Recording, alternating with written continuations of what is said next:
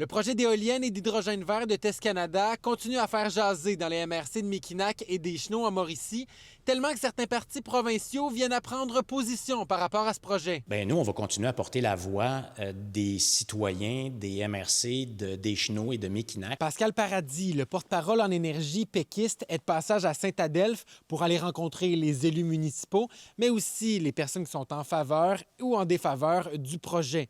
Cette municipalité qui s'est prononcée contre le projet de TES Canada aux dernières élections municipales à cause d'une élection référendaire. On va aller voir comment le PQ se positionne par rapport au projet. Le projet Mauricie n'a pas l'acceptabilité sociale requise pour le développement de tels projets qui ont des impacts très importants sur la population locale. C'est important de mentionner que la démocratie a parlé et a parlé de manière informée et de manière très claire dans les MRC des Chenaux et de Mekinac. Rarement, dans l'histoire de tels projets au Québec, n'aura-t-on eu un message aussi clair de la population parce que plusieurs des élections municipales au mois de novembre dernier portaient très spécifiquement sur ce projet et la population dans les urnes a parlé. Jeudi soir, TES Canada était présent à Saint-Adelphe pour une rencontre d'information et certains citoyens en faveur du projet et qui étaient présents lors de cette rencontre ont accepté de me parler vendredi matin. Monsieur Paradis est venu faire son tour tantôt pour discuter avec vous. Qu'est-ce qui ressort de ces discussions-là? C'est beaucoup ça, en fait. C'est beaucoup le côté de que l'information a été il y a eu beaucoup de désinformation, que le camp du oui a peu ou pas été entendu dans le projet. Puis ça a fait en sorte qu'il y a des gens qui étaient peu ou pas informés. Qu'est-ce que les gens pour les éoliennes présentement voient de ce projet-là qui est bénéfique pour la région?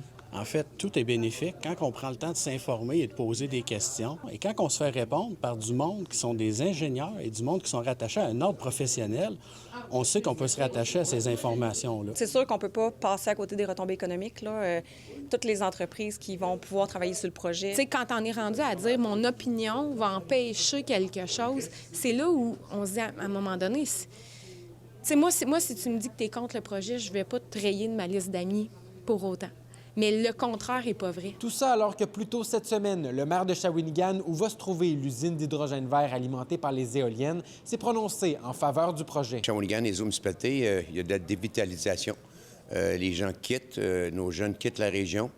Les municipalités augmentent les comptes de taxes continuellement. On a de la misère à faire le rattrapage au niveau des infrastructures. On a de la misère à réparer une route. Alors, vous avez la chance d'avoir une entreprise dans le domaine environnemental, l'hydrogène vert. En attendant, des rencontres citoyennes sont organisées à travers la Mauricie par TES Canada pour les citoyens qui désiraient s'informer davantage sur le projet en vue des audiences publiques du BAP. En Mauricie, Maxime Dany pour Nouveau Info.